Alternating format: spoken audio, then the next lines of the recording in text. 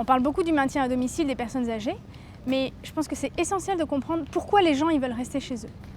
Pourquoi on veut rester chez soi? Parce que chez soi, on fait ce qu'on veut, parce que chez soi, on a ses meubles, on connaît ses voisins, on a son animal de compagnie, on reçoit qui on veut quand on veut, on mange ce qu'on veut. Et clairement, aujourd'hui, c'est pour ces raisons-là que les gens ne veulent pas entrer en établissement. Ils savent ce qu'ils perdent dans le déménagement. Tout le challenge qu'ont les établissements, c'est de réussir à permettre à ces personnes de continuer à se sentir chez elles, malgré le changement de domicile. Ce qu'on fait, c'est qu'on accompagne les établissements dans ce changement, à les rendre plus désirables, plus proches de ce que les gens attendent pour qu'ils puissent se sentir chez eux dans ces lieux-là. Le principal enjeu en ce qui concerne l'habitat des personnes âgées, qu'elles soient à domicile ou en institution, c'est d'abord de pouvoir adapter l'environnement, mais sans stigmatiser les personnes dans les difficultés qu'elles rencontrent. C'est-à-dire que bien sûr qu'il y a un besoin de soins qui est accru,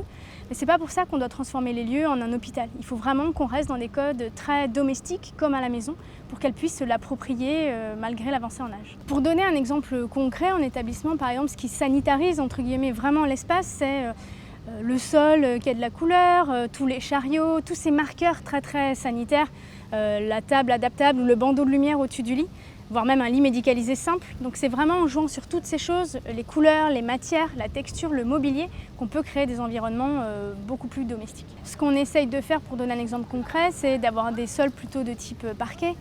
d'avoir du mobilier qu'on pourrait avoir chez soi, d'avoir pas de l'éclairage tout encastré en faux plafond démontable, mais des vrais lustres, un plafond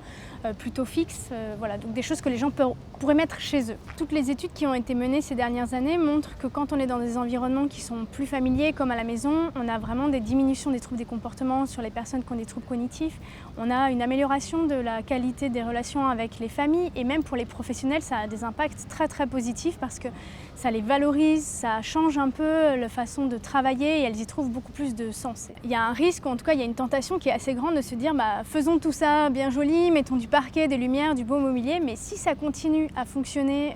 comme à l'hôpital, entre guillemets, avec un partage des tâches, une organisation qui est très sanitaire, avec des fiches de poste aussi qui sont très sanitaires,